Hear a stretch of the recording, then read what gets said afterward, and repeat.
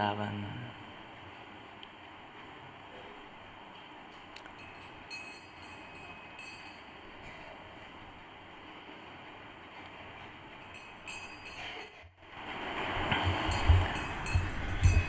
जय राधे जय कृष्ण जय वृंदावन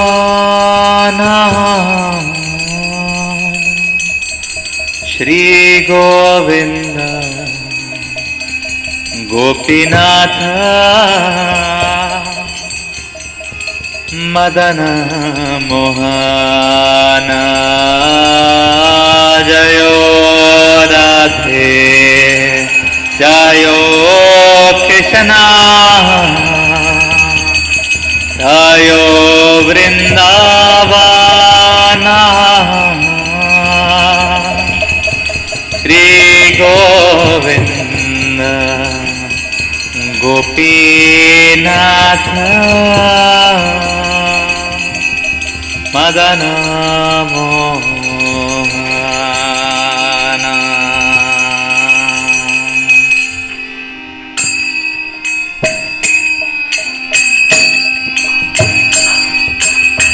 जय राधे जय कृष्ण जय वृंदावन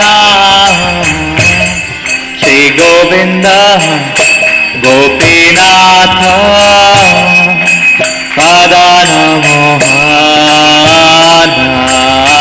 जय राधे जय कृष्ण जय वृंदावन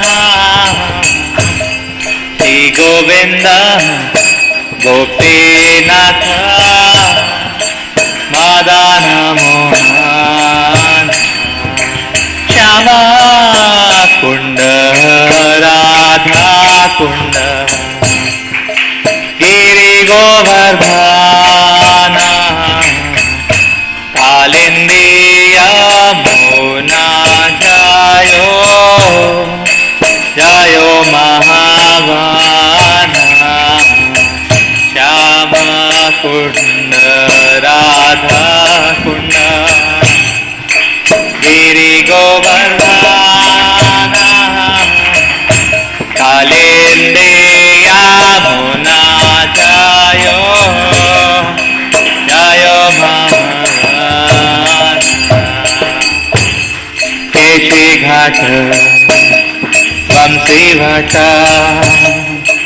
द्वादश कानन यहाँ सब लीला कोइलो श्री नंदनंदन।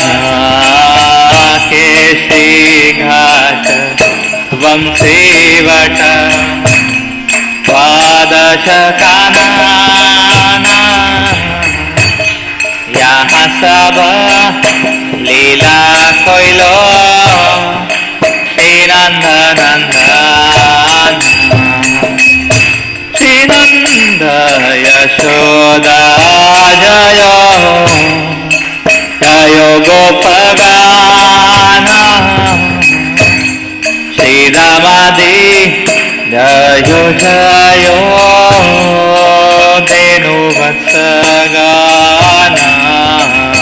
श्री नंद यशोदा जय जय गोपगान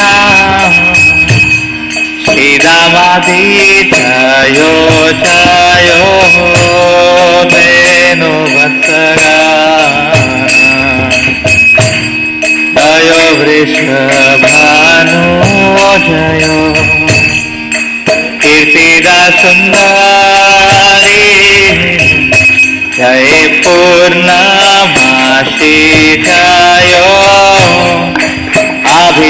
अभिरानगारी जय वृषभानु जय कीर्तिदा सुंदरी जय पूर्णमासी जय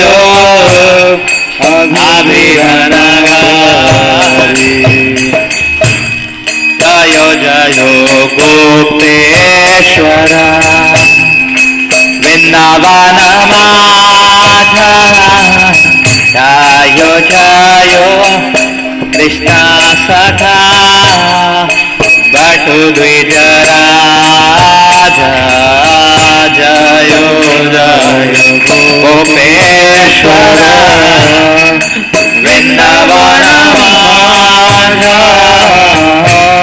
Jayo Jayo Krishna Sakha Bhattu Dvijara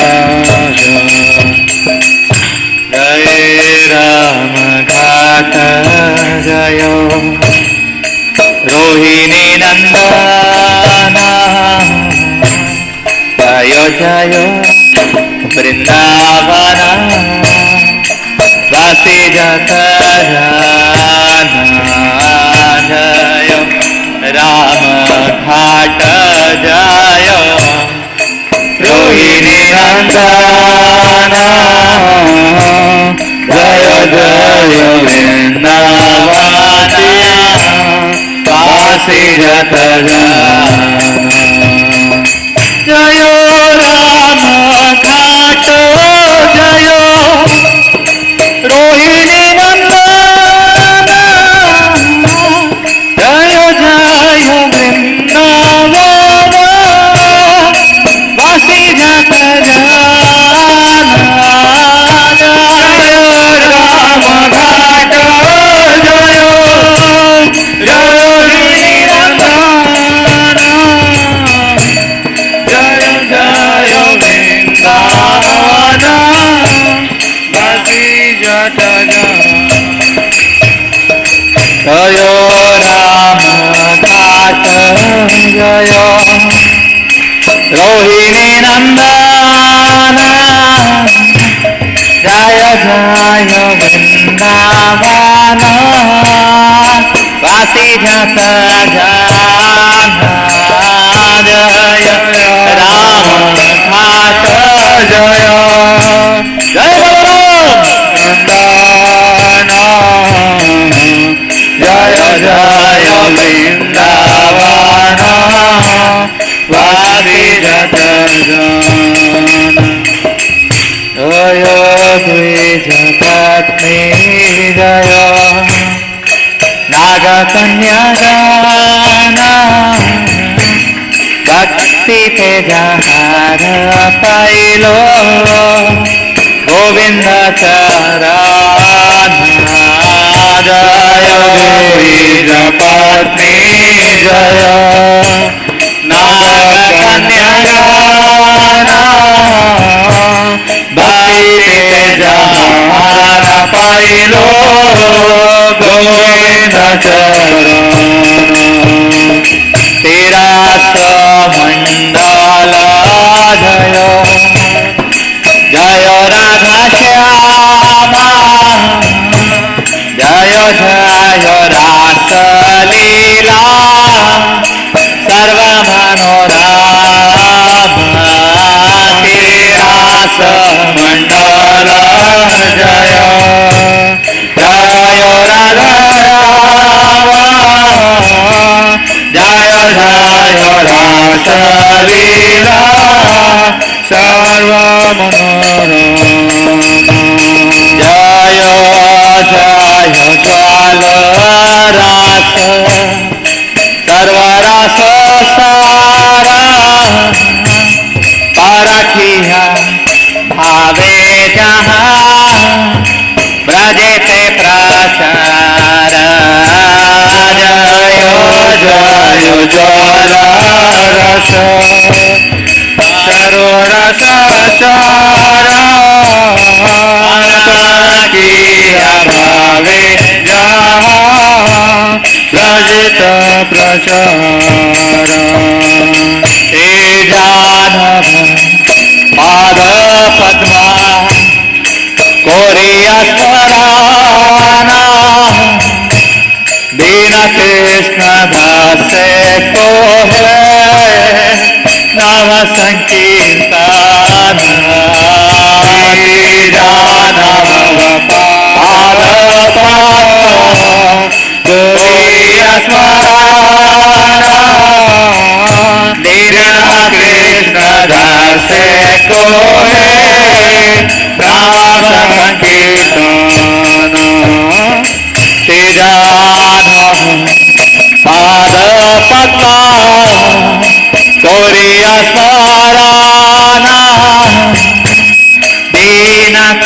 दासे को है श्री नाम संकीर्तन जानव पार पद्मा कोई स्मरण दीन कृष्ण दासे कोई श्री नाम संकीर्तन जयो राधे जयो कृष्ण जयो वृंदावन कालिंदी यमुना जयो जयो महावाना जयो राधे जयो कृष्ण जयो वृंदावन श्री गोविंद गोपीनाथ मदन मोहन जयो राधे जयो कृष्ण जयो वृंदावन श्री गोविंद गोपीनाथ मदन मोहन राधे जयो कृष्ण जय वृंदावन श्री गोविंद गोपीनाथ मदन मोहन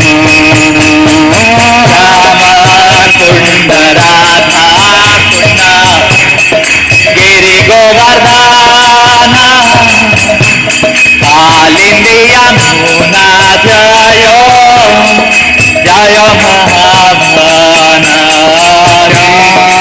कुंड राधा कुंड गिरि गोवर्धन कालिंदी यमुना जयो महाभान श्री घाट वंशी वट द्वादश कनाना यहाँ सावलीला कोइलो श्री नंदनंदन श्री घाट वंशी वट द्वादश कनाना यहाँ सावलीला कोइलो श्री नंदनंदन श्री नंद यशोदा जय जय गोपगान श्री दामाभिजय जय धेनुवत्सगान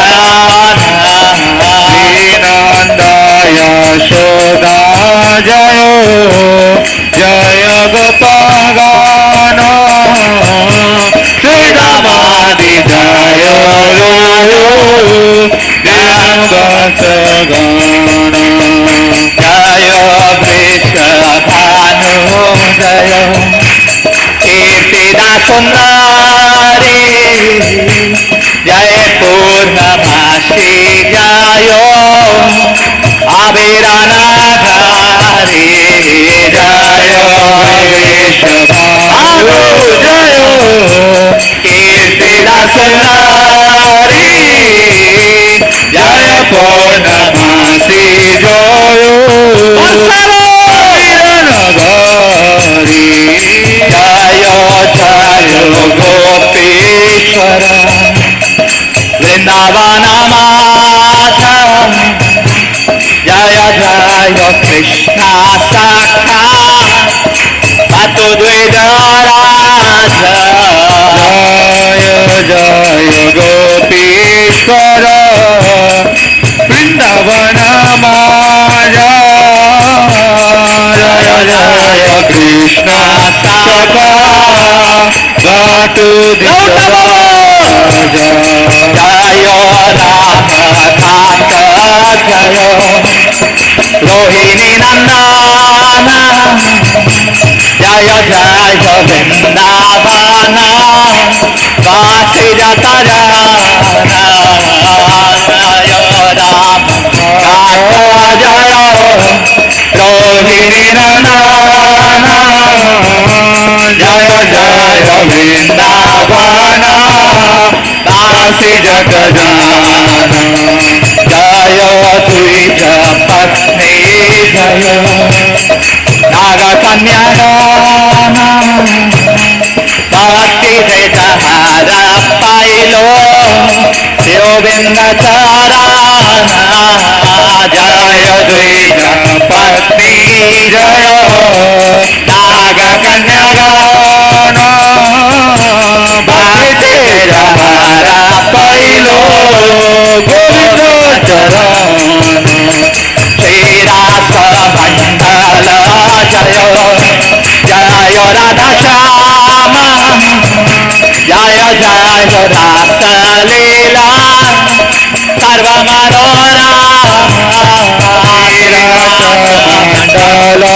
जय जय राधा श्याम जय जय रास लीला सर्व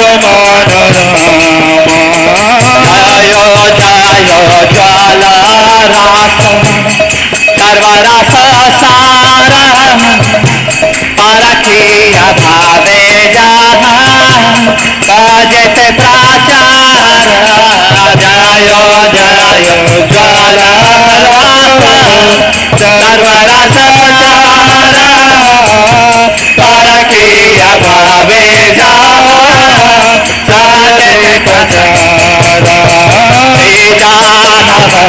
पादा कोरिया स्मराना दीना कृष्ण दासे को है नाम संकीर्तन मानव पादा पद्म कोरिया स्मराना दीना कृष्ण दासे को नाम संकीर्तन जय राधे जय कृष्ण जय वृंदावन श्री गोविंद गोपीनाथ पादन मोहन जय राधे जय कृष्ण जय वृंदावन श्री गोविंद गोपीनाथ पादन मोहन जय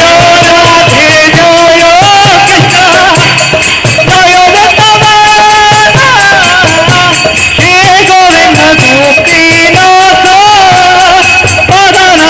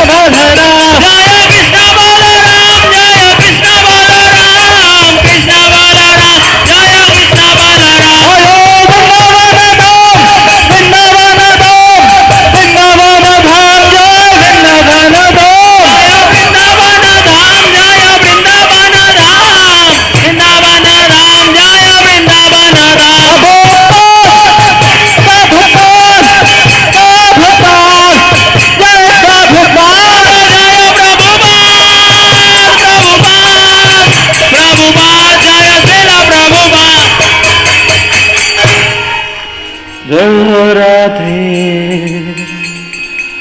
জয় কৃষ্ণ জয় বৃন্দাবন শ্রী গোবিন্দ গোপীনাথ মদন মোহন জয় রাধে জয় কৃষ্ণ জয় বৃন্দাবন শ্রী গোবিন্দ গোপীনাথ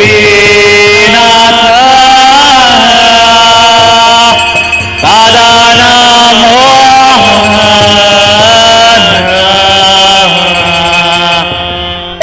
श्री बलराम जयंती महामहोत्सव की जय श्रील प्रभुपाद की जय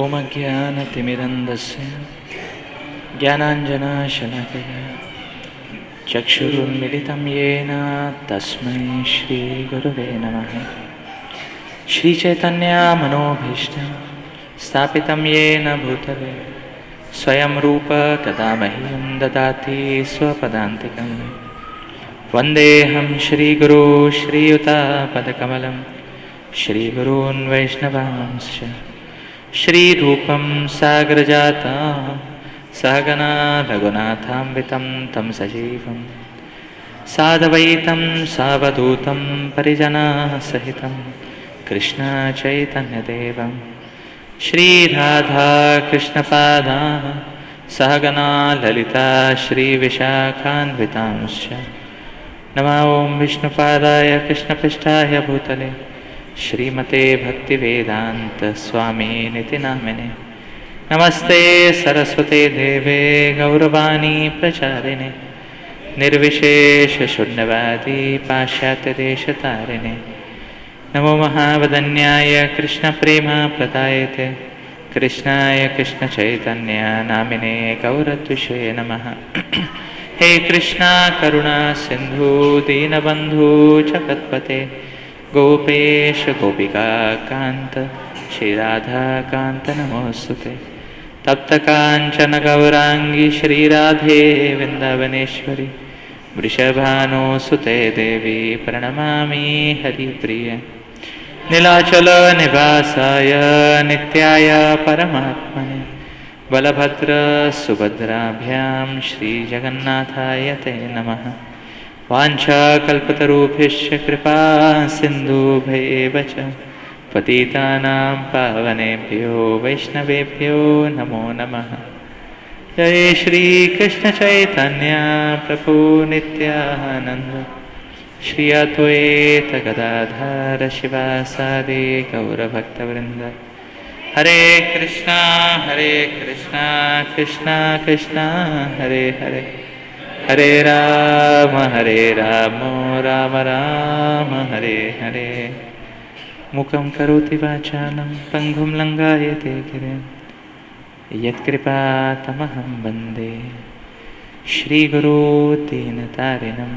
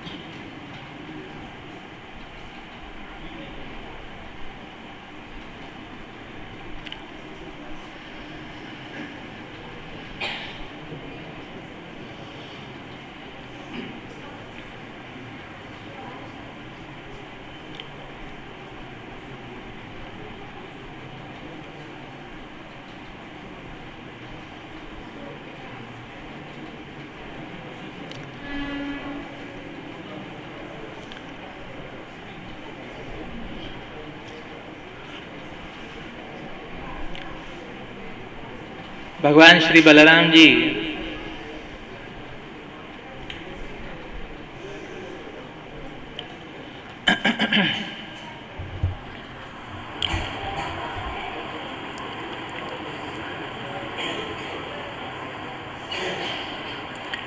का आविर्भाव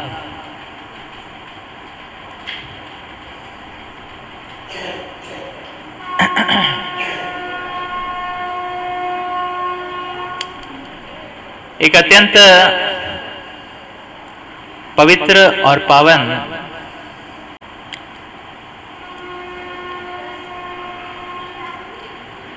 क्षण है।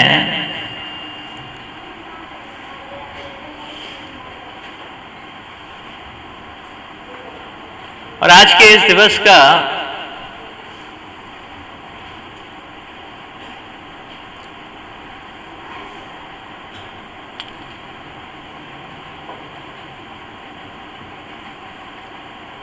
महत्व हमारे जीवन में गाढ़े रूप से है। भगवान श्री बलराम जी पहले प्रकट होते हैं। और कारण यह है कि भगवान बलराम जी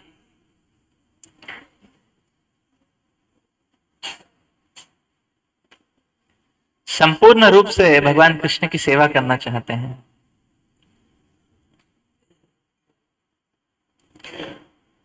तो इसलिए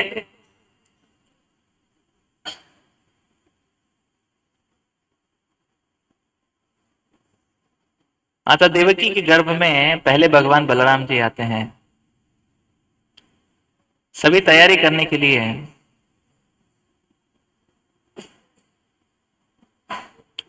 सब कुछ तैयार करने के लिए, देवकी मैया के गर्भ को तैयार करने के लिए, ताकि कृष्ण का प्राकट्य हो सके, भगवान श्री कृष्ण का प्राकट्य हो सके।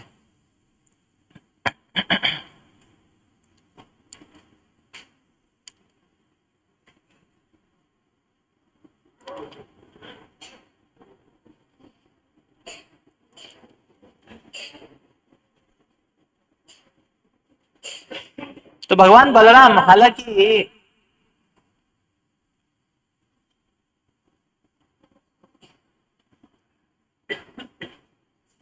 स्वयं पूर्ण पुरुषोत्तम है,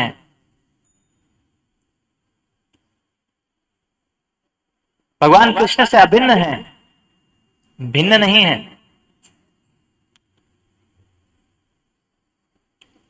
लेकिन भगवान बलराम जी कृष्ण की सेवा के भाव में है। इसलिए जैसे हम प्रातःकालीन सत्र में चर्चा कर रहे थे कि भगवान बलराम जी भगवान कृष्ण की हर रस में सेवा करते हैं।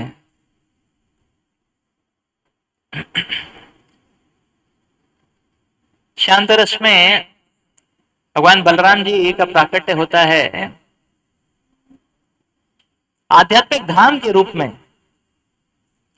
भगवान कृष्ण की शैया के रूप में वो दासत्व में सेवा करते हैं, भगवान कृष्ण की पादुका के रूप में, भगवान कृष्ण के वस्त्र के रूप में, आभूषणों के रूप में।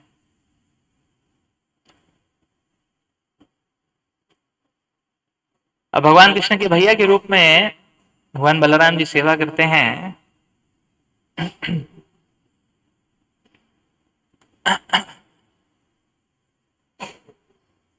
कभी तो सखा के रूप में सेवा करते हैं, भगवान के साथ क्रीड़ा करते हैं, कभी भगवान की सेवा भी करते हैं, भगवान को अपनी गोद में सुलाते हैं, कभी भगवान पे क्रोधित भी हो जाते हैं तो वात्सल्य भाव में भी सेवा करते हैं, और माधुर्य भाव में भी सेवा करते हैं अनंग मंजरी के रूप में, कि राधा रानी की छोटी बहन है अनंग मंजरी, वो श्री बलराम जी हैं।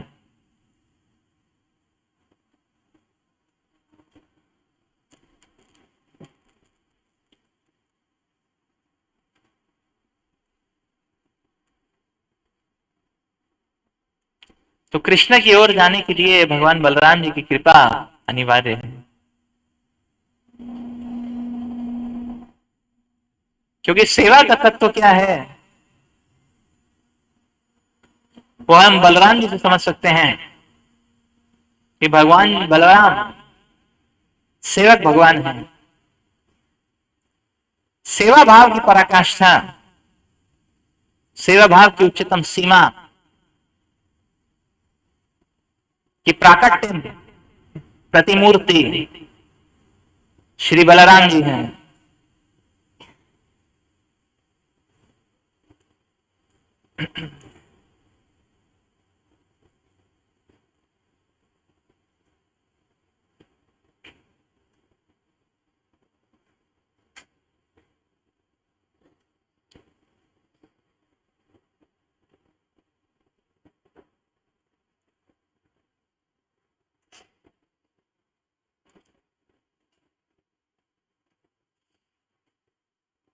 और भगवान बलराम जी आगे प्रकट होते हैं। ये भक्ति के पथ पे, शरणागति के पथ पे जीव को मार्गदर्शन देने के लिए, तो भगवान बलराम जी प्रकट होते हैं आध्यात्मिक शिक्षाओं के रूप में।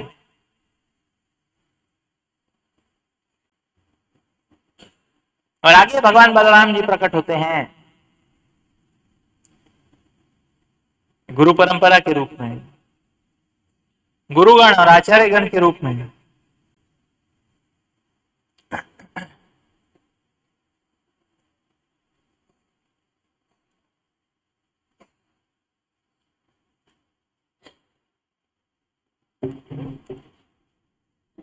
तो बलराम जयंती एक दिवस या महोत्सव ही नहीं है, बलराम जयंती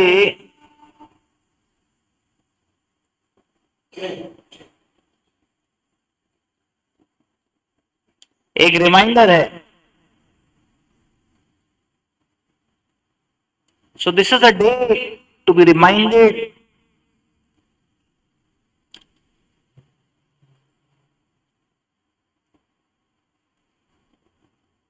and commit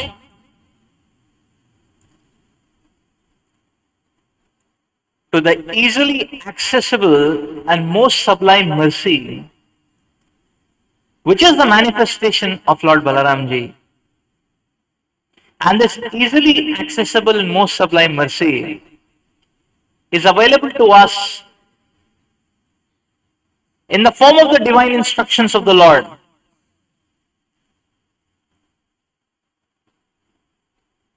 In the form of the process of Krishna consciousness, in the form of the process of Sharanagati.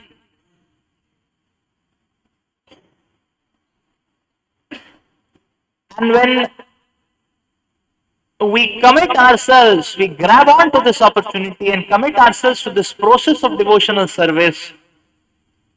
When we grab onto the instructions, the divine instructions of the Lord given in the Holy Scriptures, in Bhagavad Gita and Srimad Bhagavatam,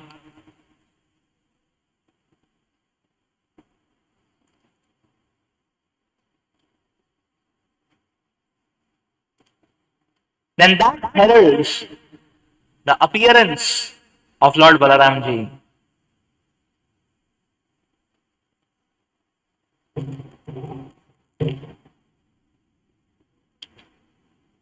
तो यदि हम प्रतिदिन भगवान बलराम जी की शिक्षाओं को अपने हृदय में धारण करके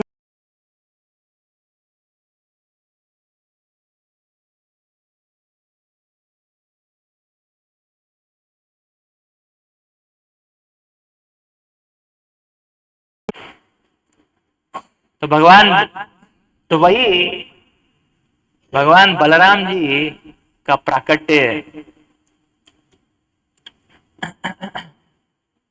का प्रतीक है। तो इसीलिए भगवान का आविर्भाव हमारे सिंसियरिटी पे बेस्ड है। हमारे हृदय में भगवान का आविर्भाव कब होता है? जब हम अपने हृदय में भगवान की दिव्य शिक्षाओं को धारण करते हैं, तब भगवान का प्राकट्य होता है हमारे हृदय में।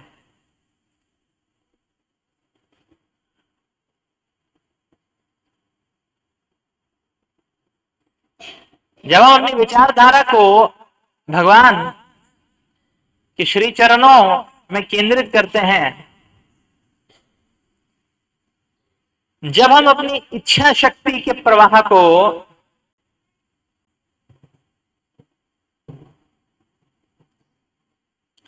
श्री भगवान की प्रसन्नता के लिए सेवा अर्पण में, तो सेवा अर्पण हेतु चैनलाइज करते हैं,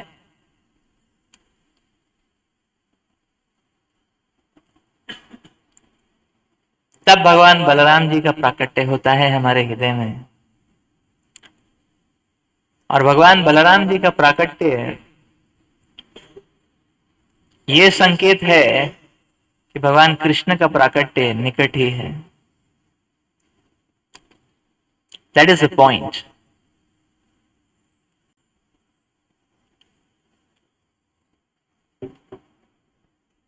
The appearance of the Lord in our heart is directly proportional to our sincerity, our desperation, our commitment and dedication.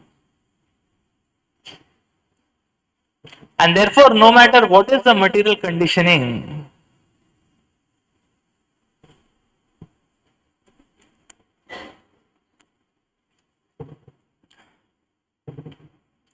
the Lord's appearance makes everything auspicious.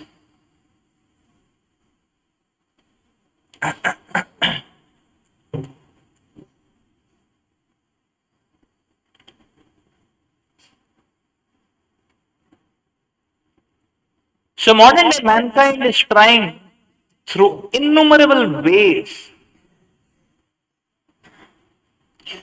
to somehow or the other trying to attempting to create auspiciousness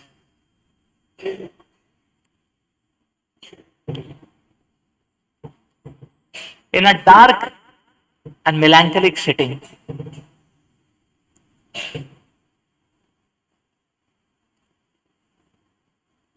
But all permutations, combinations, and juxtapositions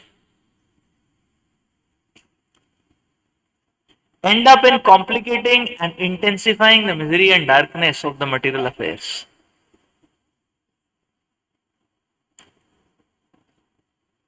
So we have to understand that auspiciousness does not come about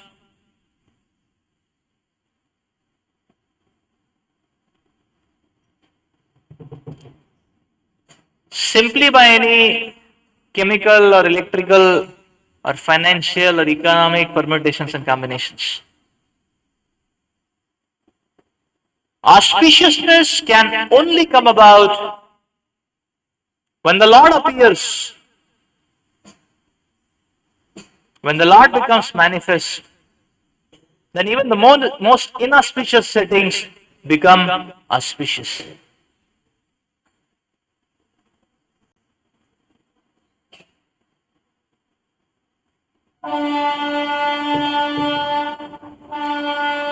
तो भौतिक जगत के अंधकार का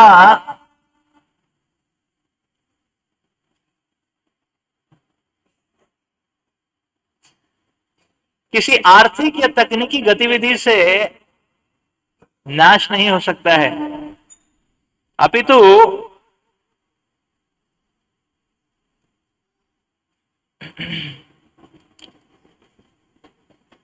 यदि इतिहास और statistics के पॉइंट ऑफ व्यू से देखें तो ये भौतिक जगत का अंधकार आर्थिक तकनीकी गतिविधियों के कारण और गहरा हो जाता है।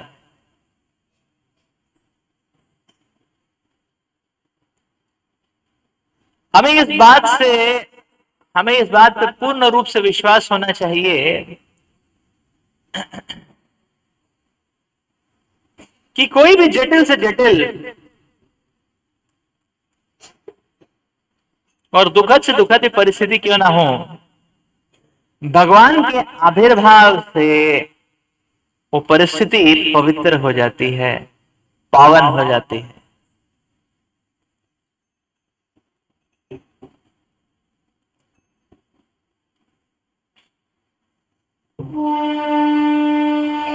इसलिए प्रातःकाल के सत्र में हमने एक चर्चा छेड़ा था, बस स्पर्श ही किया था, भगवान की अनेक अनेक दिव्य लीलाओं में से धेनुकासुर के वध की दिव्य लीला का।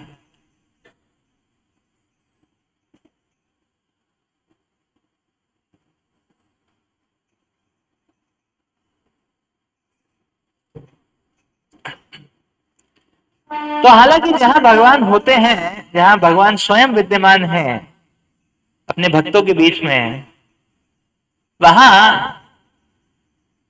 अनगिनत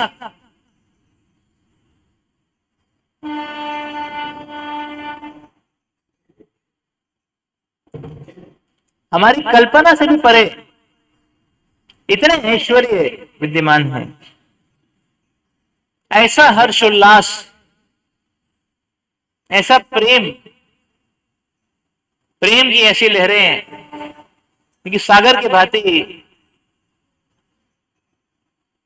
आनंद और प्रेम में ओतप्रोत कर देने वाली भगवान की लीलाएं।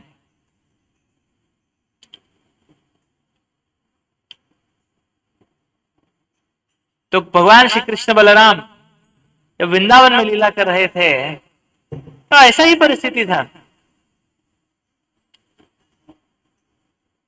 तो भगवान की अद्भुत लीलाएं,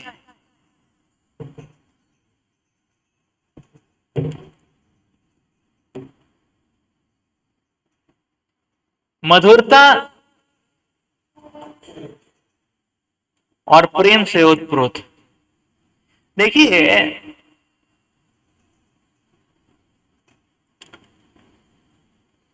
भगवान की महानता तो सर्वोपरि है, और भगवान की महानता को पहचानना इतना जटिल नहीं है, इतना मुश्किल नहीं है। To get to know about the greatness of the Lord is not such a difficult subject matter. हम अपने चारों तरफ प्रकृति को ही देख लें तो भगवान की महानता की झलक दिखाई देती है।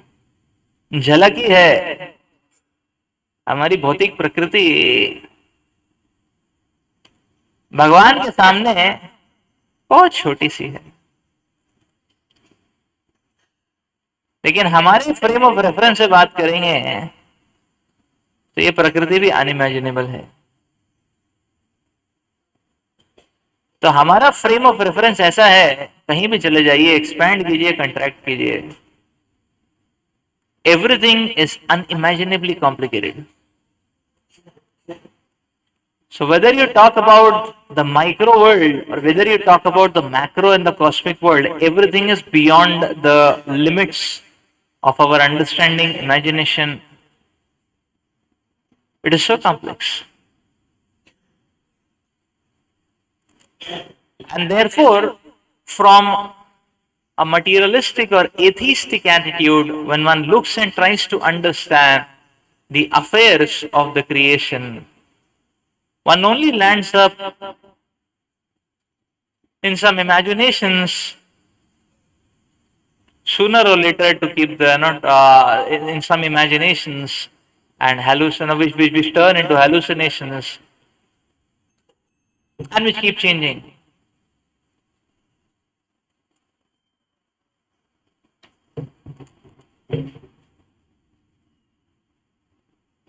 So that proves the greatness of the Supreme Lord.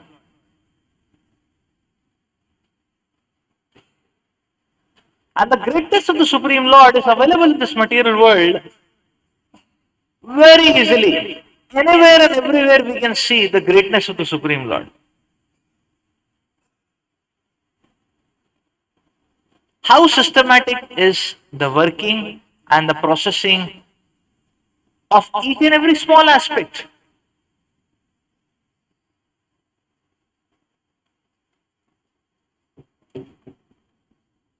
हम रोज दूध पीते हैं, एक घास से दूध कैसे बन जाता है, बहुत कॉम्प्लिकेटेड है।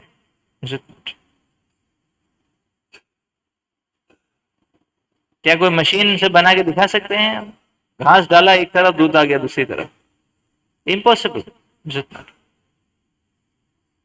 क्या ऐसी मशीन बना सकते हैं एक तरफ मिट्टी डाला दूसरी तरफ आम आ गया? Impossible, is it not?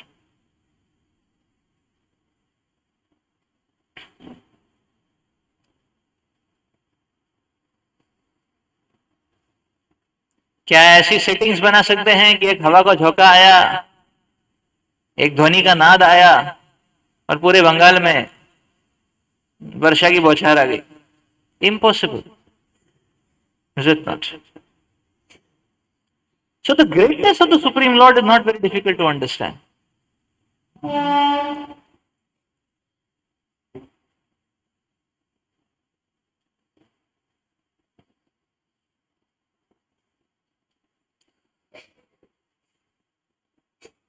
हमारे खुद के भी जीवन में देख लें तो कई बार ऐसी परिस्थिति आ जाती है जहां पे लगता है कि कुछ इतने असहाय हो गए हैं, हम कुछ कर ही नहीं सकते हैं।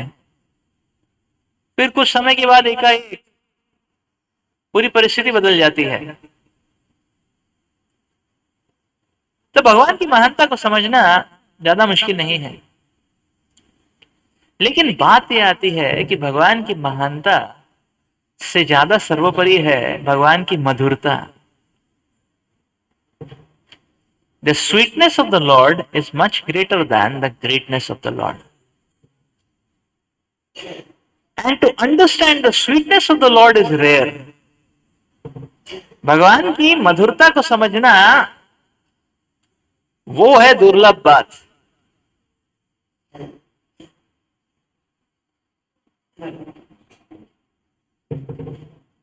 वो है दुर्लभ बात। तो इसीलिए कहा जाता है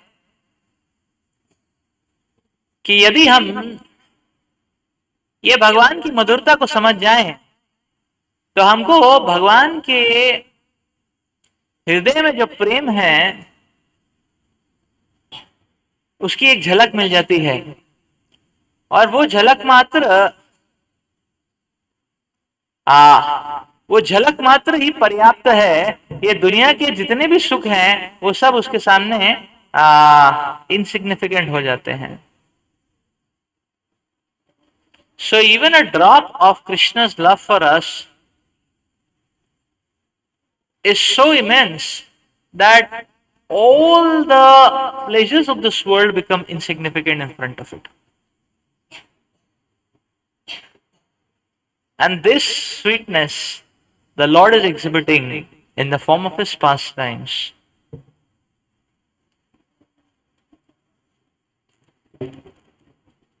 तो भगवान की लीलाएं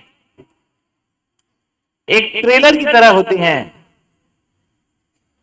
या भगवान की लीलाएं एक टीजर की तरह होती हैं, जो कि हमको ये झलक दिखाती हैं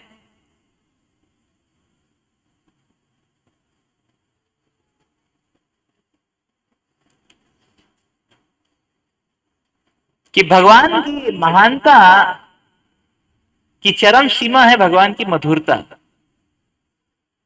उनकी दिव्य लीलाओं में जो मधुरता है। और भगवान इस प्रकार से अपने लीलाओं के द्वारा हमको आमंत्रण दे रहे हैं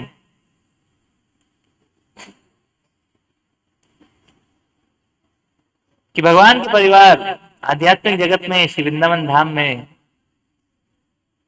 हम पुनः निवास कर सकते हैं और ऐसी मधुर लीलाओं का आस्वादन कर सकते हैं। प्रतिदिन ऐसी मधुर लीलाओं का आस्वादन कर सकते हैं। और चूंकि भौतिक जगत में परेशानियों के सैलाब आते ही रहते हैं, इसलिए हम देखेंगे वृंदावन की लीला में भी अनेक अनेक सैलाब आते रहते थे, रोज ही आते रहते थे। लेकिन क्योंकि श्री भगवान विद्यमान थे, तो ये सैलाब जो थे, ये सैलाब बन जाते थे। They would become a source not of terror and horror, not of catastrophe, but they would become a source of thrill and adventure, joy and fun. तो ब्रज की लीला में रोज कोई ना कोई राक्षस आ जाते थे, और ऐसा नहीं कि केवल हाय बोलने आते थे या केवल भगवान के दर्शन करने आते थे, हाथ जोड़ के फिर निकल जाते थे। नहीं नहीं नहीं, पूरे ब्रजधाम में हाहाकार मचा देते थे। कैसे कैसे अजीब गरीब। और हमारी भागवत में तो कुछ ही ना राक्षसों का वर्णन है, तो भगवान की लीला में तो रोज कोई ना कोई आते थे।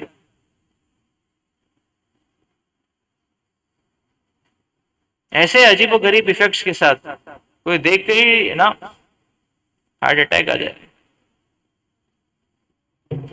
जस्ट इमेजिन, जस्ट इमेजिन, एक छोटे से सांप को देख के हालत टाइट हो जाता है।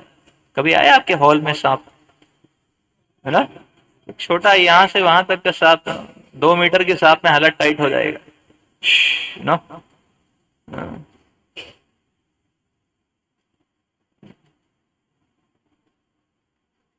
कोई दरवाजे इतना बड़ा सांप आ गया तो ना देखो क्या हो जाने वाला है।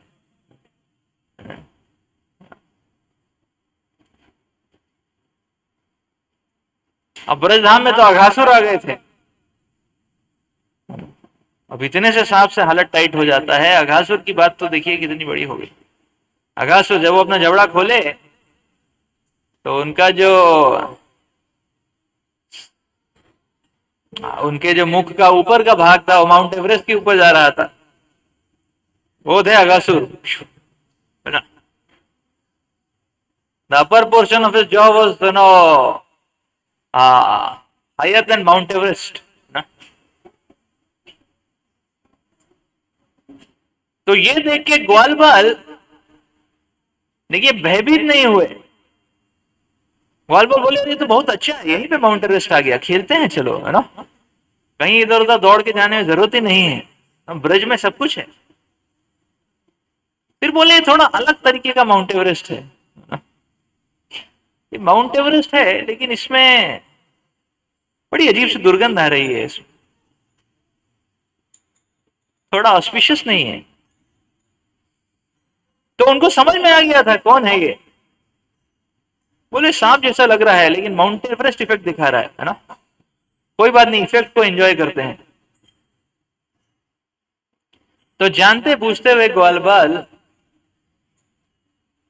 अगासुर के मुख में चले गए, क्योंकि क्या था, वो अगासुर ने मुख खोला हुआ था और अगासुर की जो जीभ थी बहुत स्पॉन्जी थी। लोग बंजी जंप करते हैं, है ना।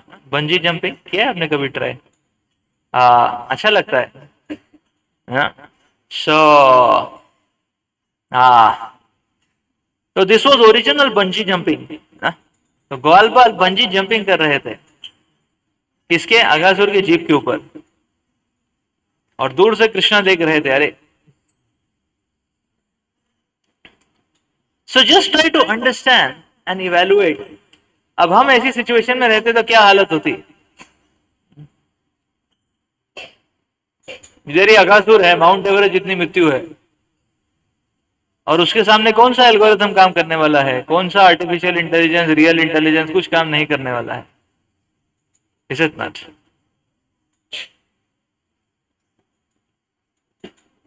तो भगवान की जो लीलाएं हैं ये कितनी मधुर है और कितनी पावन है, और ये दर्शाती है कि देखिए बड़े से बड़ा परेशानी क्यों ना हो, भगवान के आविर्भाव से उसका कितने मधुरता से उसका विनाश हो जाता है।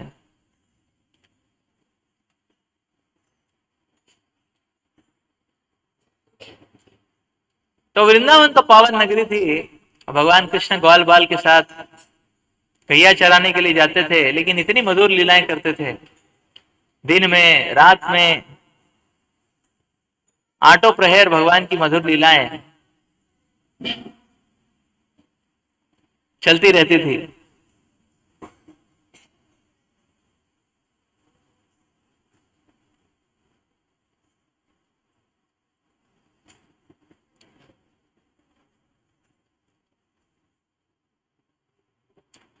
लेकिन वृंदावन में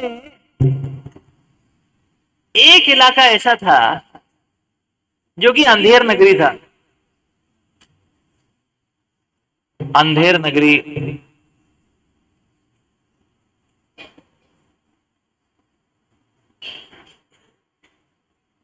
वो इलाका था हॉरर इलाका, पूर्ण रूप से सन्नाटा, अंधकार।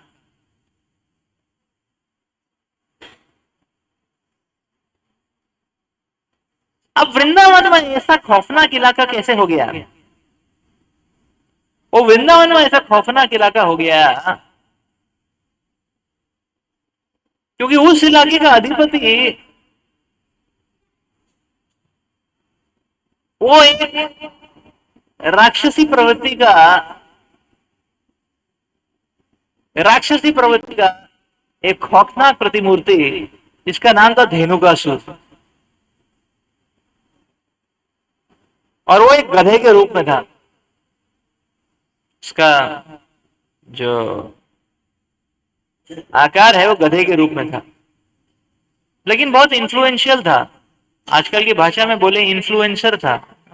उसका सोशल मीडिया में फैन फॉलोइंग बहुत ज्यादा था।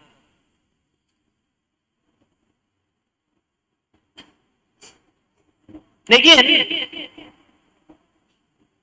अत्यंत हिंसक, अत्यंत सिंफुल, पाप कर्मों से युक्त, अपने आप को तो हीरो समझता था, ऐसा व्यक्ति धेनुकासुर। और क्योंकि धेनुकासुर इतने स्टाइल में रहता था, एक है ना, तो इसीलिए उसकी जितने भी फॉलोअर्स है वो भी गधे के रूप में थे।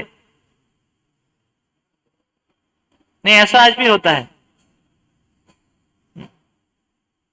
तो कोई तो है ना इस प्रकार से है ना इन्फ्लुएंसर कोई नए तरीके के कपड़े पहन के आता है, थोड़े आड़े टेढ़े डिजाइन के, है ना, और फिर फैशन बन जाता है। सब लोग ना कभी हेयर स्टाइल ऐसे करके आता है ना, कभी दाढ़ी का स्टाइल किस तरह से करके आता है, तो सब फॉलो करने लग जाते हैं। इतना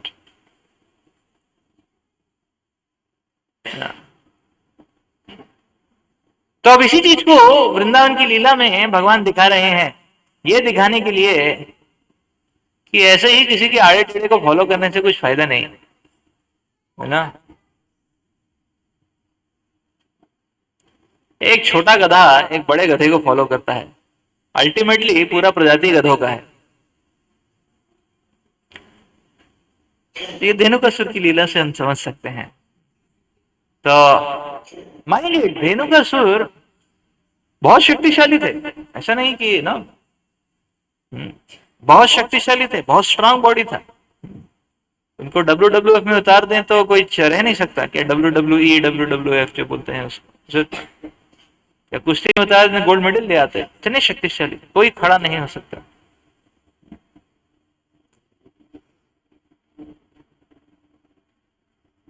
सारे है ना, तो बहुत शक्तिशाली बॉडी था उनका।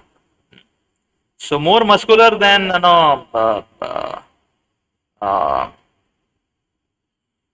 All pegs, everything were present.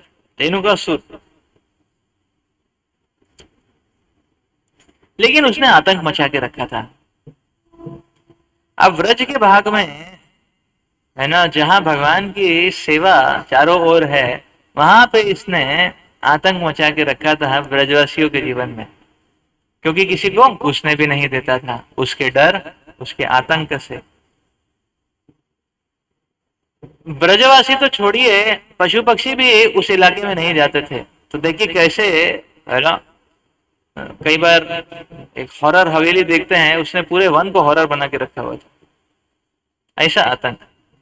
तो ये समझ में आता है कि एक सिंफुल प्रवृत्ति का व्यक्ति, a person who is sinful, he can only add horror and terror to the society at large. तो एक व्यक्ति, और वो नरभक्षी था,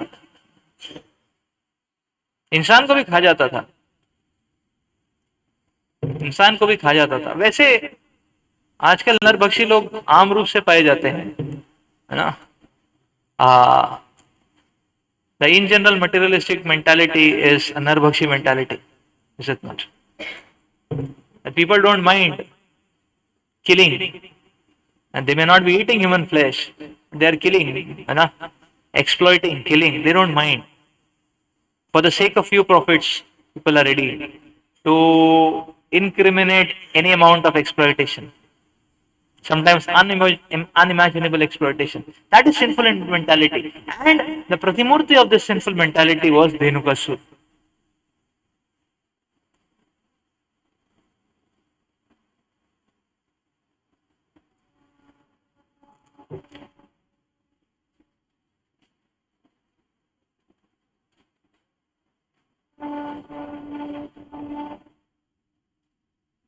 The complete emblem of such a mentality.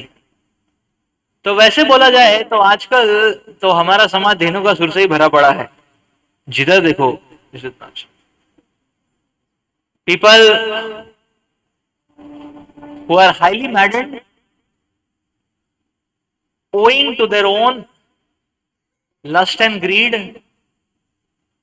and therefore in that madness they break all rules and regulations and indiscriminately exploit anyone and everyone. Such a person is a Dhenukasur. And not even exploit, misguide. Misguide. तो अब वैसे तालवन एक बहुत ही मधुर जगह थी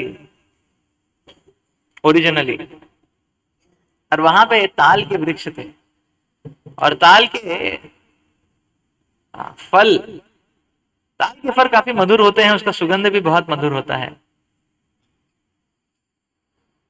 तो ऐसा था, और ऐसे तालवन को उसने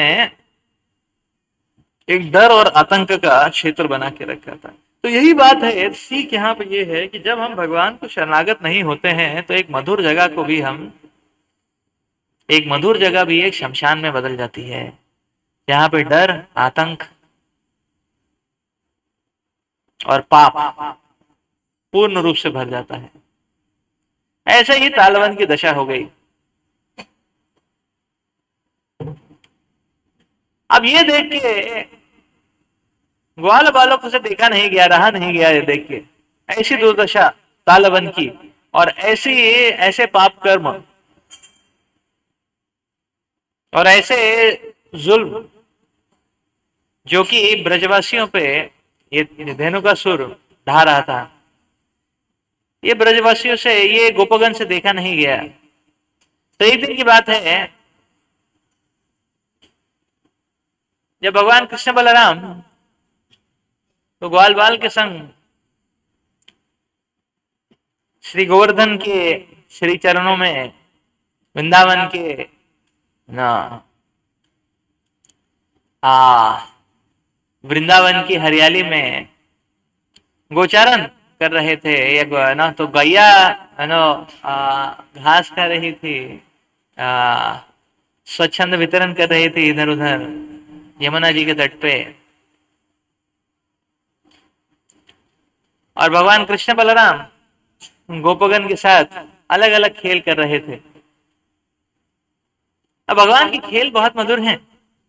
भगवान किस प्रकार की खेल कर रहे थे? भगवान अलग अलग पक्षियों की आवाज को इमिटेट कर रहे थे।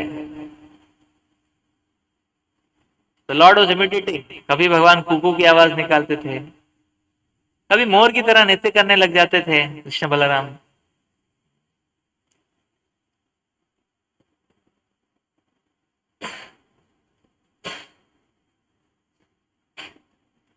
कभी भगवान हंस की तरह चाल चलने लग जाते थे, कभी हंस की आवाज निकालते थे।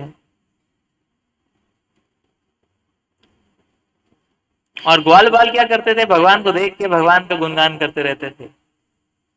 तो इतने में ग्वाल बाल नृत्य करने लग जाते थे और कृष्ण बलराम उनकी तरफ देखते थे। देखिए आ भगवान का भाव को समझिए।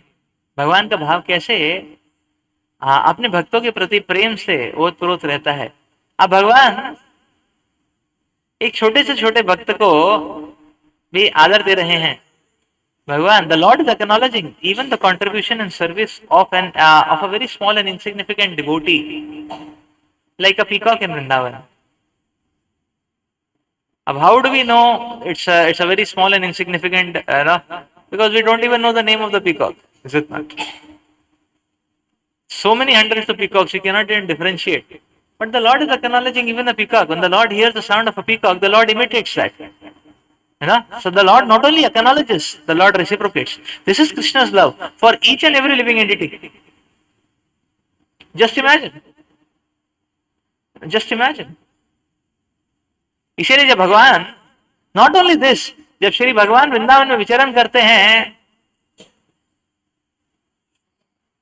तो भगवान ऐसे विचरण नहीं करते हैं, है ना, इस प्रकार से, है ना। भगवान खुले हाथ से विचरण करते हैं। कैसे? भगवान जब विचरण करते हैं वृंदावन में, सभी वृक्षों को, सभी पेड़ पौधों को आलिंगन करते हुए जाते हैं, उनको स्पर्श करते हुए जाते हैं। In that way the Lord is acknowledging even the trees and the creepers in Vrindavan.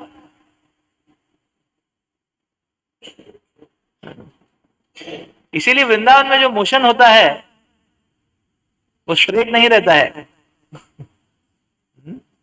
Why we say in the spiritual world every step is a dance?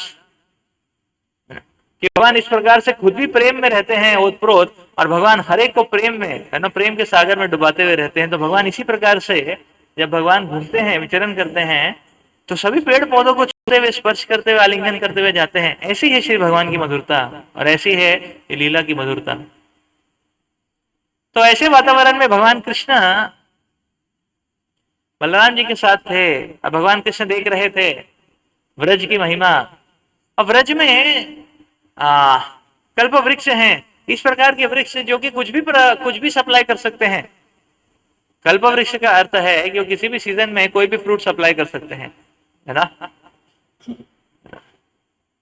जैसे हम सुपर मार्केट बनाते हैं, है ना, तो व्रजधाम में बनाने की जरूरत नहीं है, कल्प वृक्ष सब कुछ सप्लाई कर देते हैं।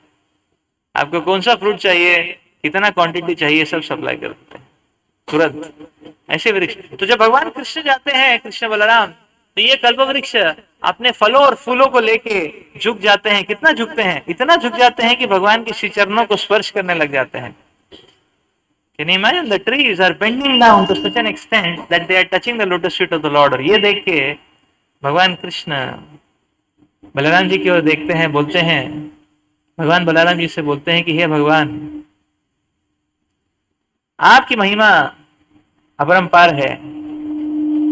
देखिए, आप ये वृंदावन की धरा पे आए हैं, और क्योंकि आप इस वृंदावन की धरा पे आए हैं, तो देखिए ये वृक्ष आपको नतमस्तक हो रहे हैं। देखिए देखिए कैसे आपके चरणों को छू रहे हैं। फिर भगवान कृष्ण बोलते हैं कि देखिए, इसी प्रकार से जहां पे भी आप जा रहे हैं, पीछे पीछे कितने भंवरे, असंख्य भंवरे मंडरा रहे हैं। तो जहां भी आप जा रहे हैं, आपके पीछे पीछे मंडरा रहे हैं और प्रेम की का ध्वनि नाद कर रहे हैं, है ना, अपनी भाषा में। और फिर बोलते हैं, देखिए देखिए जहां आप जा रहे हैं, जिधर जिधर भी जाते हैं, सामने में मोर नृत्य करते रहते हैं, आपका स्वागत कर रहे हैं बलराम जी, आपकी महानता, आपके गुणगान। ऐसे कृष्ण, भगवान कृष्ण बलराम जी का गुणगान कर रहे हैं, अत्यंत मधुर। और इसी क्षण पे जब इस प्रकार से कृष्ण बलराम ये व्रज के अद्भुत दृश्य का सेवन कर रहे हैं, उसी वक्त श्री दामा, सुबल, स्तोक कृष्ण, ये तीनों आते हैं और भगवान के समक्ष एक प्रस्तुति रखते हैं।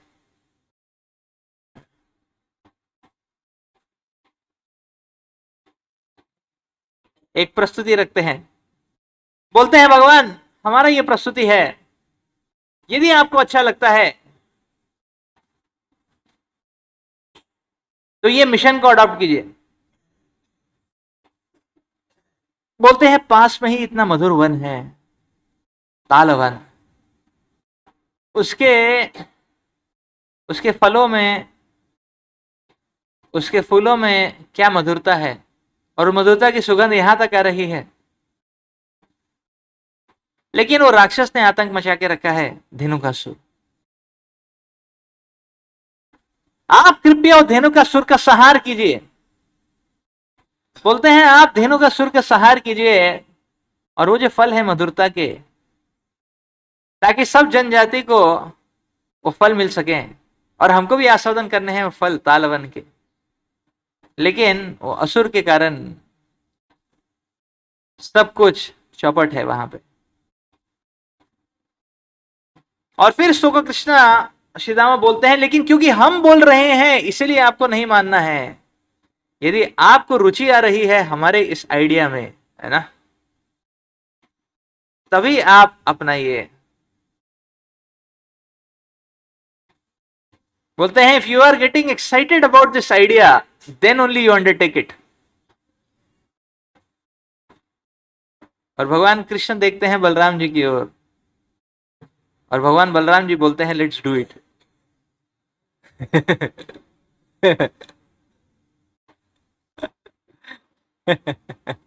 भगवान बलराम जी बोलते हैं let's do it.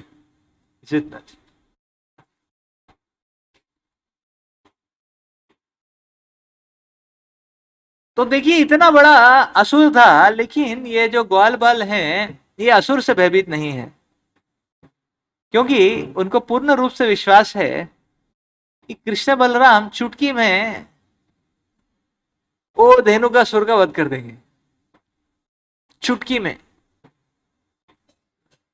Seamlessly, endlessly, no seamlessly, and within no time, है ना। The Dhenukasura and all his troop, everything will be destroyed to dust and powder. क्षणों में नाश होने वाला है किसका? धेनुकासुर का, है ना। क्यों होने वाला है? क्योंकि अभी भगवान के भक्तों ने भगवान को आह्वान किया है कि आप आके ये जमीन को पवित्र कर दीजिए। तो यहां पे बहुत गहरा सीख है हमारे लिए कि देखिए, और राक्षस का नाश करना कोई बड़ी बात नहीं है। धेनुकासुर के वध के पश्चात, धेनुकासुर का वध तो क्षणों में होने वाला है। वो भगवान राउंड राउंड कर रहे थे, उसका फेंकने वाले थे भगवान, वो राउंड राउंड में ही मर गया वो। तो भगवान के पूरा स्टंट भी नहीं होने दिया ना। और वहां श्री सुखदेव गोस्वामी बताते हैं कि ये भगवान की पूर्ण शक्ति नहीं है, वो धेनुकासुर तो छोटा मोटा है। तो भगवान उतनी शक्ति दिखाते हैं जिसके लिए, जितनी उसके लिए पर्याप्त है। उसको राउंड राउंड करके वहीं पे उसका अंत हो गया। और वैसा ही हाल उसके सारे अनुयायी का हुआ। इसीलिए किसी को भी अंधे रूप से फॉलो नहीं करना चाहिए, क्योंकि जैसा उसका हश्र होता है वैसे फॉलोअर्स का भी हश्र होता है। तो बात यह है, सीख ये है कि जब हम सच्ची लगन से भगवान के अनन्य भक्तों की शिक्षाओं का पालन करते हैं, जब हम भगवान के अनन्य भक्तों, हमारे आचार्य, भगवान के अनन्य भक्त आचार्यगण, उनका मदद करते हैं भगवान की सेवा करने में, तब भगवान का ऐसे भक्त यदि हमारे ऊपर कृपा दृष्टि दिखाते हैं और भगवान को आह्वान करते हैं, ये देखिए ये है इसके हृदय में तालवन, है ना, अभी आप प्रकट हुई, तुरंत ही भगवान प्रकट हो जाते हैं। और ऐसे व्यक्ति के हृदय में कितने भी बड़े बड़े विशालकाय,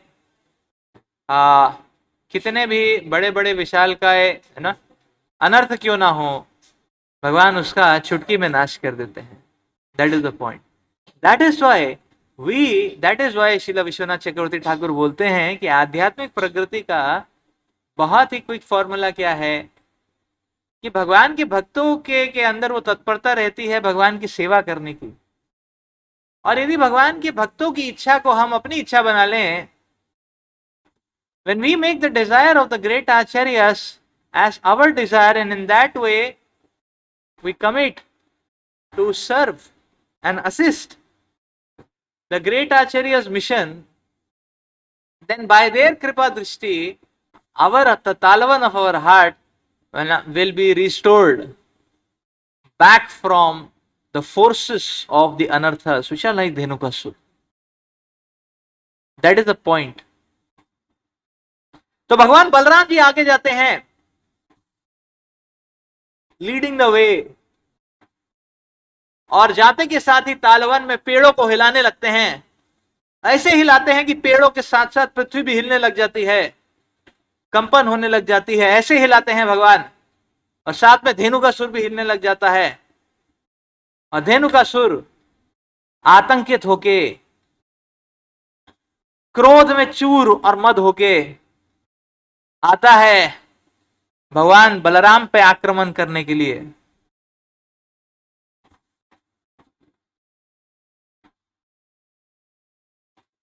ये एक मूर्ख का निशानी है।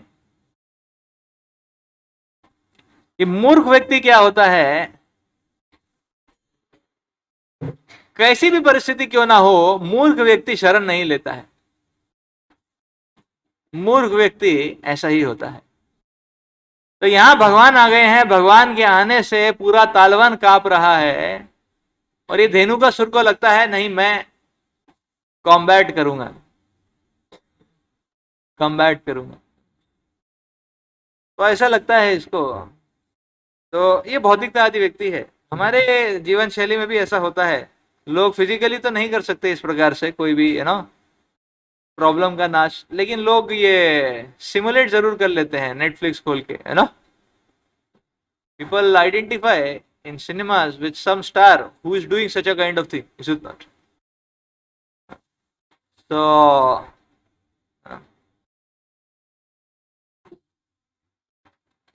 So this is called as foolishness. लेकिन धेनुकासुर ऐसा ही मूर्ख था। एनीवे, धेनुकासुर आता है भगवान पे आक्रमण करने के लिए, आता है, स्टंट मारता है, हवा में घूमता है ना, है ना। भगवान के छाती पे प्रहार करता है अपने पिछले फ्रॉम हिज हाइंड लेग्स, अपने ना पीछे के पैरों से। वो गधे का निशानी है। वो आता है, घूमता है, पीछे के पैरों से मारता है, वो ना बैक स्ट्रोक मारता है, गधे का निशानी है। हाँ, सो ही डिड लाइक दिस। तो एक बार तो छाती में प्रहार करते हैं, उसको लगता है देखो ये है मैं, ये हूं मैं पराक्रमी, ये हूं मैं पराक्रमी धेनुकासुर। तो उसके सोशल मीडिया में लोग ताली बजाते रहते हैं।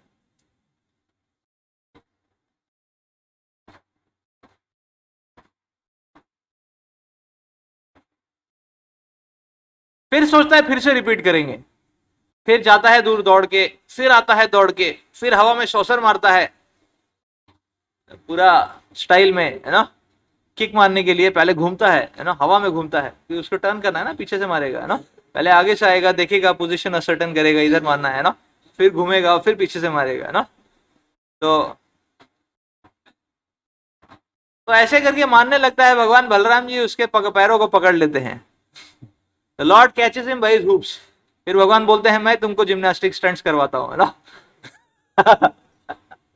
तो वो तो एक ही सौसर मार रहा था, भगवान बोलते हैं मैं तुमको और ज्यादा सौसर करवाऊंगा, है ना, घूमो अभी, है ना।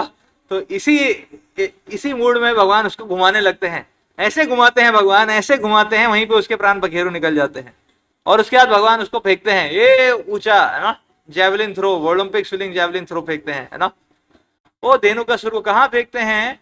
जो तालाबन में सबसे ऊंचा जो वृक्ष था उधर फेंक देते हैं, सबसे ऊंचे वृक्ष के ऊपर फेंक देते हैं, और ताल का जो पेड़ था। और वो पेड़ ऐसा हिलता था। अब ये तो कोई अब ये कोई छोटा सा बच्चा थोड़ी था, ये तो इतना बड़ा विशालकाय हाथी के समान, है ना,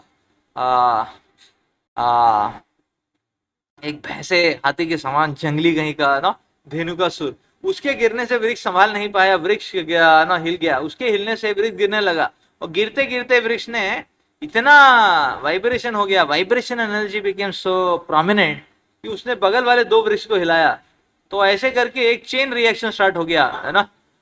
तो एक गिरा, दूसरे दो को हिलाया, दो गिरा, उसने दो को हिलाया, उसने गिरा, ऐसे करके कितने सारे वृक्ष गिर गए, एक पहाड़ बन गया, है ना। और ये देखा, अब बाकी फिर इन लोगों ने देखा, है ना, कह रहे इनका लीडर का तो नाश हो गया। अब देखो ये गधे की निशानी है। गधे की क्या निशानी है? सारी दुनिया में प्रूफ आ गया है ना, फिर भी गधे का गधा ही रहता है ना। अब उनके जो आचार्य थे धेनुकासुर, उसका तो हो गया है कि नहीं, उसका तो काम तमाम हो गया। धेनुकासुर अभी पेड़ों के ढेर में कहीं तो लुप्त हो गए, जितना फिनिश्ड। लेकिन उनके जो गधे अनुयायी थे वो गधे के गधे ही थे, अभी भी उनको अकल नहीं आया। उनको लगा ठीक है धेनुकासुर तो चला गया, कोई बात नहीं, हो सकता है मैं लीडर बन जाऊं, next Acharya, I will be the next president, है ना। तो बोलते हैं ठीक है मैं नेक्स्ट कमांडर इन चीफ बनता हूं। तो ऐसे सब सोचने लगे, और सब सोचे अब कमांडर इन चीफ का क्या है, कुछ करके दिखाना है, तो मैं करके दिखाता हूं ना, like that. And therefore they attack Krishna Balram. तो क्या किया, पहले कृष्ण को अटैक करने लगे वो लोग, फिर बलराम जी को। तो आचार्य का नालेक अनेक अनेक अर्थ बताते हैं। एक अर्थ बताते हैं कि क्या हो गया, बलराम जी से डर गए कि बलराम जी ने ऐसा स्टंट मारा ना, देख के उनको लगा रही तो ज्यादा है, कृष्णा के साथ पहले ट्राई मारते हैं, है ना, छोटा है ना कृष्ण। बलराम जी तो नाम से ही बल है ना, इसे तट, है ना, बलराम, है ना। तो उनके साथ पंगा नहीं लेना है ना। उनको लगा पहले इधर नेट प्रैक्टिस करते हैं कृष्णा के साथ, फिर बलराम जी की तरफ जाएंगे, ऐसा लगा उनको, है ना। तो तो इसीलिए कृष्णा बलराम पे अटैक करने लगे। और फिर कृष्णा बलराम, उनको तो खेल मिल गया था, है ना। कैसा खेल, है ना, क्योंकि ये वो गधे का, एक्चुअली गधे का वो टेक्निक ही है ना, मारने का। स्ट्रेट नहीं मारेगा, वो आएगा पहले, फिर घूमेगा, फिर मारेगा, स्टाइल में, है ना। तो इसीलिए उनकी वो घूमने वाली इच्छा को और पूर्ति करने के लिए सब लोग को कृष्णा बलराम हाथ से पकड़ने लगे और घुमाने लगे, घुमा घुमा के इधर उधर फेंकने लगे, इधर फेंका, उधर फेंका, उधर फेंका, इधर फेंका, है ना। तो तो ये एक मल्टी बॉल क्रिकेट था, है ना, है ना। सो so the cricket ball was flying in all the directions, है ना, here there everywhere, है ना, like that, ना। वो बाउंड्री पे पहाड़ बन गया था, है ना, like that the Talwans boundary there was a big mountain। और ये सारे आड़े टीड़े, है ना, एक्चुअली क्या होता है, वो वो राक्षस प्रवृत्ति के थे ना सारे, तो इनके रंग भी ऐसे ही थे, अजीब अजीब, है ना। तो तो एक नीले नीले, है ना, पर्वत की तरह लग रहे थे ये लोग, और इनका खून भी इधर उधर बह रहा था, है ना। तो वो क्या कर रहा था, वो एक है ना, वो एक होली का इफेक्ट दे रहा था, है ना। होली में लाल लाल गुलाल फेंकते हैं ना, तो वैसा नहीं होता है, कई बार लोग स्टेज पे भी डिस्को इसको करते हैं तो रेड लाइट मारते हैं ना, है ना, उसे रेड लाइट मारते हैं, है ना, है कि नहीं। तो उसे, है ना, तो वो क्या बोलते हैं, स्ट्रोब इफेक्ट मारते हैं, रेड लाइट मारते हैं, तो इन सब के, है ना, तो वैसा इफेक्ट हो रहा था, है ना। Just imagine, the scene of all scenes that was happening actually.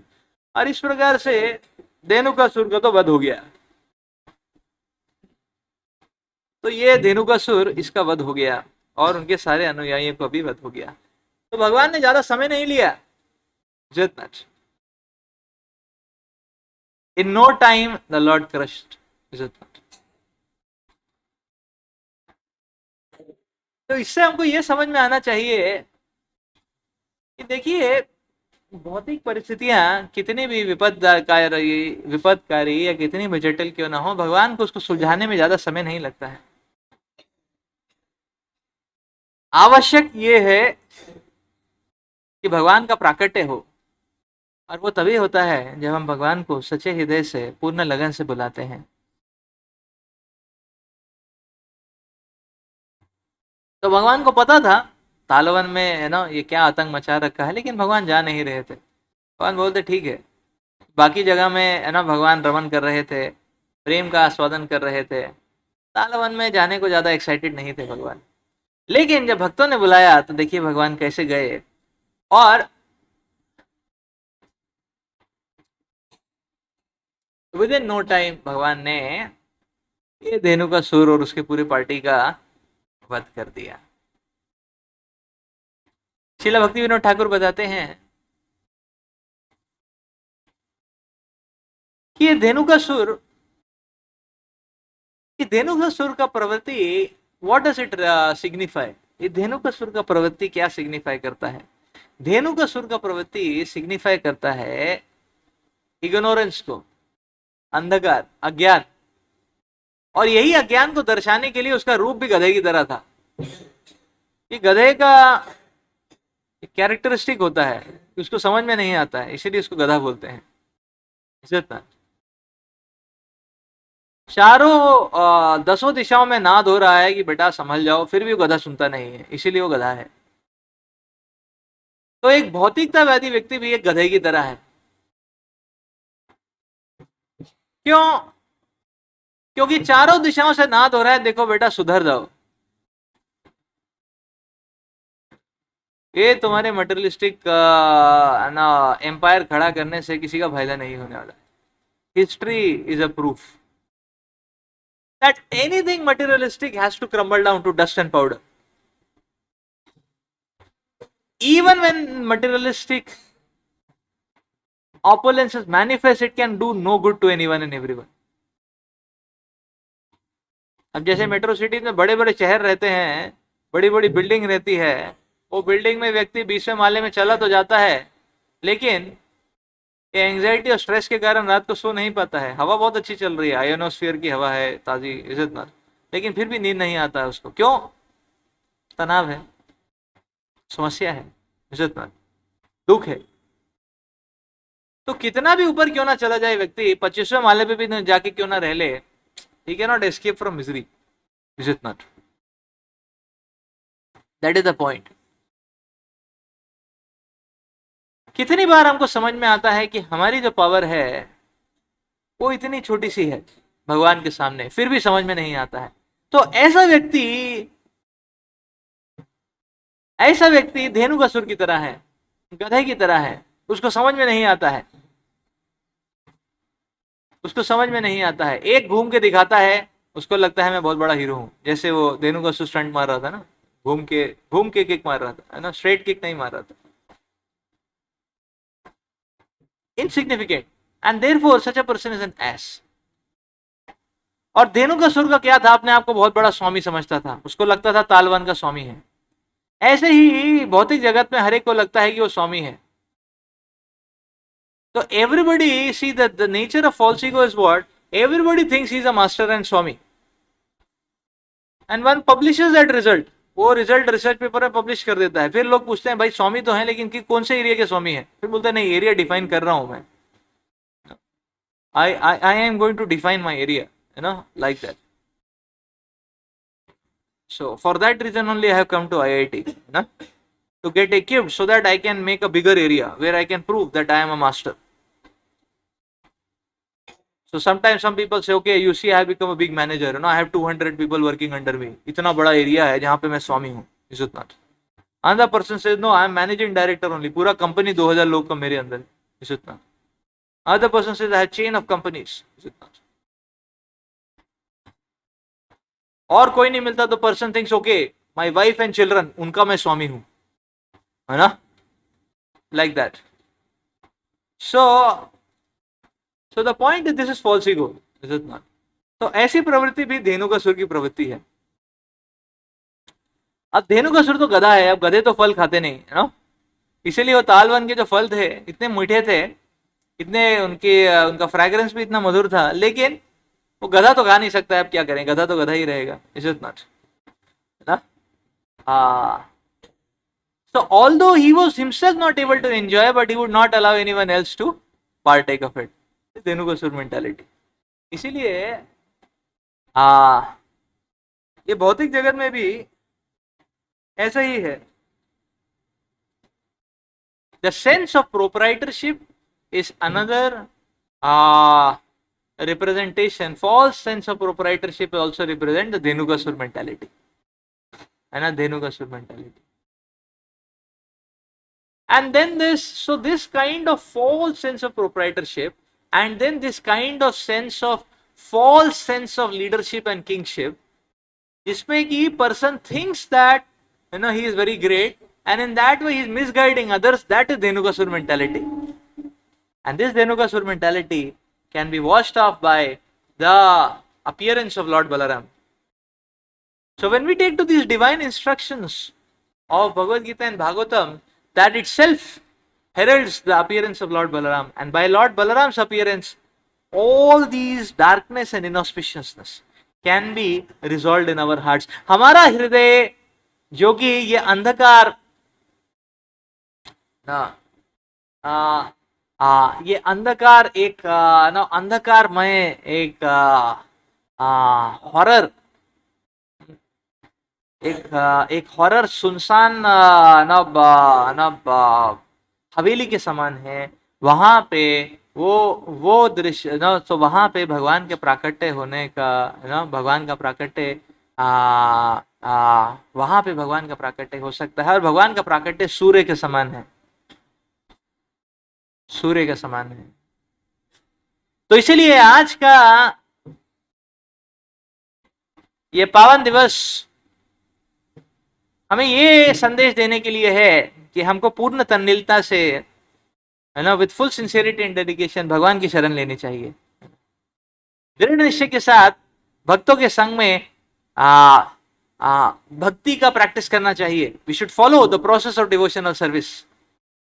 और ऐसा करने से कितनी भी कठिनाई या कितनी भी कॉम्प्लिकेटेड सिचुएशन क्यों ना हो, भगवान उसको क्षणों में, भगवान का प्राकट्य होने मात्र से ही क्षणों में वो अंधकार वाली परिस्थिति, खौफ वाली परिस्थिति एक पावन और पवित्र और मधुर परिस्थिति में बदल जाती है. और यही बलराम जयंती का संदेश है. श्री बलराम जयंती महामहोत्सव की जय. कृष्ण बलराम की जय. वृंदावन धाम की जय. श्रील प्रभुपाद की जय. हरे कृष्ण. तो आप सबका बहुत बहुत धन्यवाद आज के हमारे महोत्सव में प्रस्तुत रहने के लिए. हम आपके बहुत आभारी हैं. तो अभी प्रसाद का कार्यक्रम होगा. आप सब लोग प्रसाद लीजिए, भगवान का प्रसाद ग्रहण कीजिए. आरती, we need आरती today.